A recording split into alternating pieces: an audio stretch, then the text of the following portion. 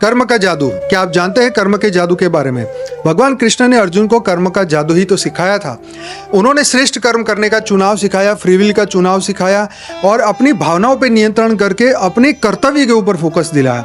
जब उन्होंने अपना कर्तव्य पूरा किया तब जाके वो इस युद्ध को जीते। और भगवान ने साथ में ये भी कहा कि कर्म जब आप करते हैं दूसरों के लिए करते हैं, निस्वार्थ भाव से करते हैं, जब आप कर्तव्य का पालन करते हैं तो आप कर्म के बंधन में नहीं फंसते। तो जादू यही है कि कर्म किया लेकिन हम बंधे नहीं। जब हम परमात्मा की ड्यूटी हम करेंगे तो फिर भगवान हमें भी कर्म के बंधन से मुक्त करेगा। तो यही है जादू, श्रेष्ठ कर्म।